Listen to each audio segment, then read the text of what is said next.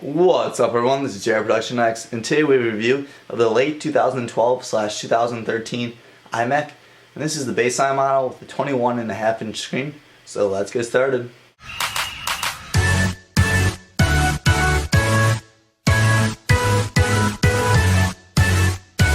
I already have several other videos regarding the new iMac, so if you want, you guys can check out an unboxing and speed test. In this video we're going to go over specs, the display, hardware, pros and cons, and whether or not you should buy the iMac or not. Now the processor is the 2.7 GHz quad core and has an Intel Core i5 processor, and also has a turbo boost up to 3.2 GHz. If you guys want to check out some benchmarks and speed tests, I have a link to that down below.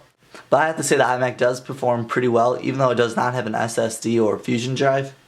It's still pretty reliable and it doesn't lag unless you have a lot of stuff open, like at least 20 tabs, iTunes, iMovie, Final Cut Pro, Mail, and a whole bunch of other apps. Then you start to notice the lag, but with everyday use you don't even notice anything at all.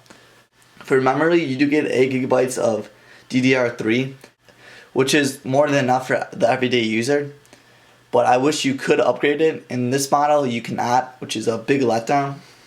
Let's talk about the screen now. It's a 21-inch diagonal display and it is LED.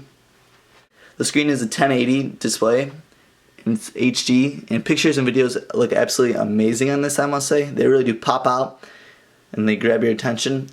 The colors on the screen really do look brilliant. It's not too overdone or too darkened, and it looks very realistic. And I love editing and watching videos on here. It really makes my time a lot more enjoyable. Now let's look at the hardware. The ports, starting from left to right, we have a headphone jack, an SD card port, we have 4 USB 3.0 ports, 2 Thunderbolt ports, and an Ethernet port. And in the middle right there we have the power supply port. Up above it, right there in the middle, we have the fans to cool down the machine.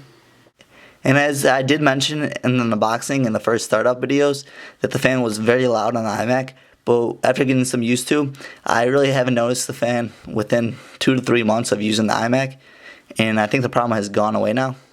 The power button is located on the back right side of the machine. With the new design of the machine, on some angles it looks very, very slim. As you can tell right here, it looks like just to be like a centimeter thick, but when you get to a certain angle you can tell that there is some bulge on the back. And it really does not look that much of a redesign as Apple put it as. It does look pretty thick. One thing that you will notice in the back though, there is no hard drive to put any CDs. But for most users that's not going to be a problem, like myself. But if you want, you could also buy an attachment to plug into the USB port if you really need to play a CD. The speakers on the iMac are located at the bottom of the machine and they go all the way across. And I must say that the speakers really do sound great, and they get really loud too once you blast it all the way without getting distorted. Some pros that I found out about the machine: it has very loud speakers, it's slim, but it does have a hump and it does look absolutely amazing. Another pro, it has 4 3.0 USB ports. For some of the cons is it does not have a drive to put on any CDs. You can't upgrade your RAM on this model, and it might lag every now and then once you have a lot of applications open, which gets kind of annoying. Personally, I would recommend the iMac, and I absolutely do love it. I use it every day, and I use it a lot more than my MacBook Pro, which I thought that would never happen. I think this is a perfect machine for any student or any everyday user. But if you're anyone that uses the iMac every day for work such as editing videos or hard-hitting applications, I would recommend that you go with a step up in the model line. I would have to give the iMac a rating of 4.5 out of 5 stars, and I would definitely recommend it. Thanks for watching, guys. Make sure to hit that subscribe button. If you did enjoy this video, please do give it a thumbs up. It really does help out the channel. Don't forget to check out the unboxing and the speed test on the iMac. I'll see you guys in the next one. And this is Jared Production X signing off. Peace.